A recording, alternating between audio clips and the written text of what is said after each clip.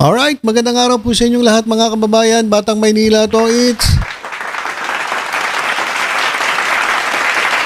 showbiz muna tayo mga kababayan. Huwag na muna politika, medyo pahipahinga muna tayo sa politika. Pag-usapan muna natin itong, binuko ni Nanay Christy Fermin. Etong si Presidente Bongbong Marcos. Grabe mga kababayan. Ganito pala ugali ng ating Presidente. Kasi maraming naninira kay Presidente, di ba? Kesyo bangag daw ang Presidente, adik daw ang Presidente, masama daw ang ugali ng Presidente. So, yun po yung mga banat sa kanya ng mga enggit-pikit. Yun po yung banat sa kanya ng mga gustong pumesto sa gobyerno, gustong maagaw ang kapangyarihan. Hindi ko maintindihan bakit ayaw nalang maghintay ng tamang oras. Meron namang eleksyon eh. Ba't kinakailangan mong siraan ng Presidente? Marami na mga legal proseso para mapasa iyo itong pagiging Presidente. Marami kasi nga nag-aabang dyan, mga abangers eh. Nasabik ng mapwesto. O bakit nila gustong mapunta sa Malacanang? Kasi unang-una, matakaw nga po sa kapangyarihan. At pangalawa, para mapagtakpan nila yung kanilang mga kasalanan sa taong bayan. Kasi kapag Presidente ka, nasa Malacanang ka, immune ka.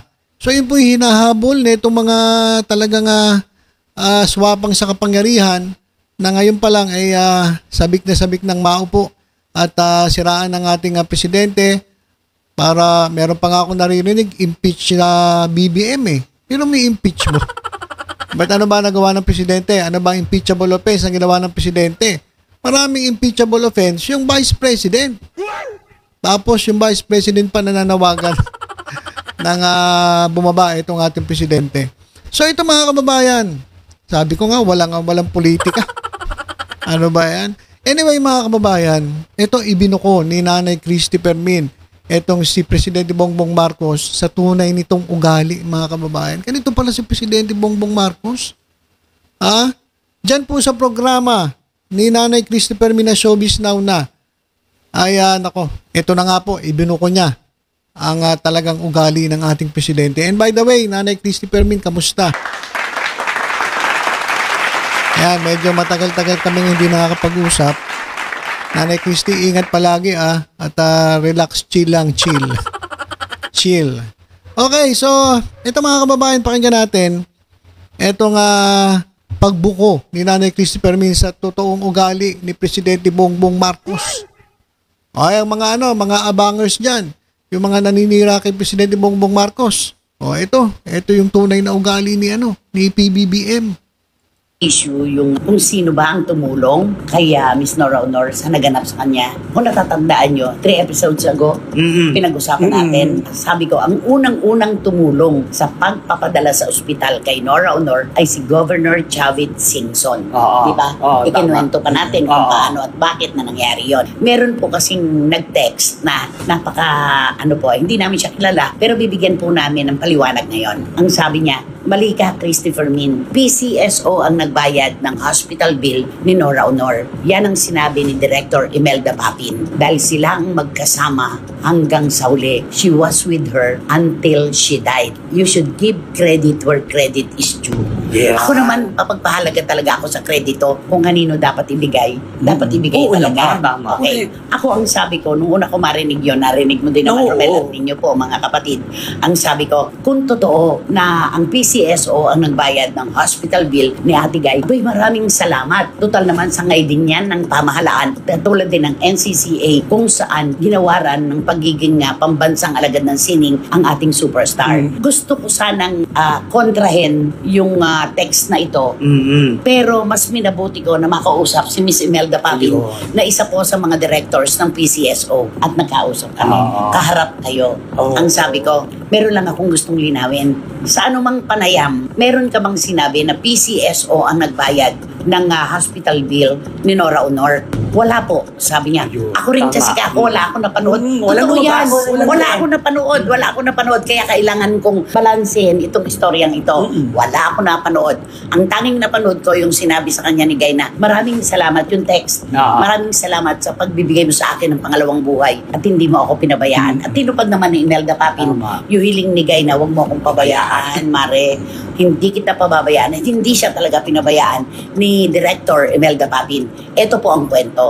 Sino talaga kako anak ang nagbayad ng hospital bill? Nung magkausap kami ni Pangulong Bongbong Marcos, ang sabi ko sa kanya, President, ako na po ang bahalang umayos ng hospital bill ni Nora. Ay hindi pwede. Huwag. Sasagutin ko yan. Ako ang sasagot yan. Kaya ang Pangulong Bongbong Marcos po ang nagbayad ng hospital bill ni Miss Nora Honor. Hindi po PCSO. Okay. Ayan mga kababayan, grabe naman yon. Grabe naman yan mga kababayan. Ang hospital bill ni Miss Nora Honor ay umabot po ata ng 800,000. So hindi po PCSO ang nagbayad. Hindi po gobyerno, hindi po kumuha ang gobyerno ng pera ng taong bayan sa kaba ng taong bayan. Ang nagbayad po ay si Presidente Bongbong Marcos galing po sa sarili niyang pera. Ayan mga kababayan. Ayan po ang ugali ni Presidente Bongbong Marcos. Yan po yung sinisiraan ng mga naninira. Yan po ang presidente, yan po ang ugali ng presidente na sinisiraan, na sinasabing bangag, sinasabing adik, sinasabing masamang tao. Ayan mga kababayan. 800,000 yun po ang pagkakaalam ko. Nagbayad po si Presidente Bongbong Marcos po, mga kababayan.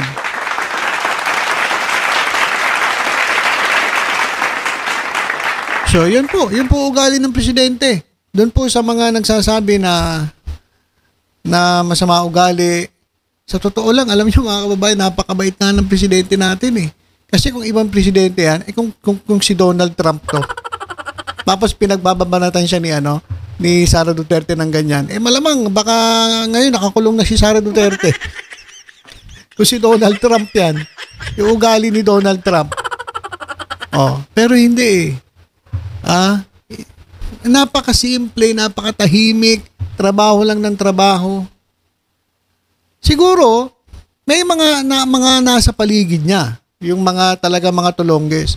Pero kay Presidente Bongbong Marcos, tingnan niyo, mga kababayan, pwede sagutin ng gobyerno, pwede PCSO. Anong sabi niya? Sabi ni Nanay Christie, ang sabi raw ng presidente, hindi pwede yan. Ako ang magbabayad. Sarili kong pera. Siguro, magkakilala sila. Kasi halos siguro magkakasabayan. Etong mga ito, magkakaibigan. Kaya, ayan po. Ayan po ang ugali, ang totoong ugali ng ating presidente. Mga DD shit. Meron na naman kayo masasabi. Meron na naman kayo ibabanat. Itong presidente natin na tinitira ninyo, matulungin. At tingnan ninyo, may narinig ba kayo na kahit nga dumalaw ata, wala kay Miss Nora Honor? Baka hindi sila friendship. Siguro kaya hindi na dumalaw. Yaman na, problema na nila yan. Basta, ako, sinishare ko lang po sa inyo itong sinabi ni Nanay Christy Fermin. Ako, naniniwala ako sa sinasabi ni Nanay Christy Fermin. Talaga naman pong hindi po ito magsisinungaling. Hindi po niya iisusugal ang kanyang kredibilidad. Tagal na po niya dyan sa kanyang trabaho. So, hindi yan maninira ng tao at hindi yan magsisinungaling. Talagang laging may laging may ebidensya, laging may resibo. Yan po si Nanay Christy Fermin.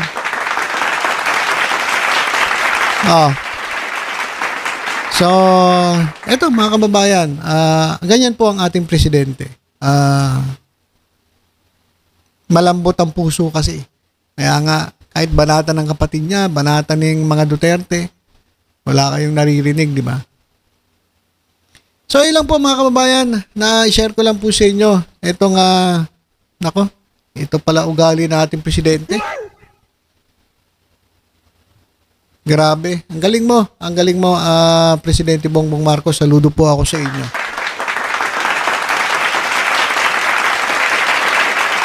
Okay, so ilan po mga kababayan. Tutok-tutok lang po dito sa Batang Maynila. To sa iba pang updates. Ingat po tayong lahat. God bless po.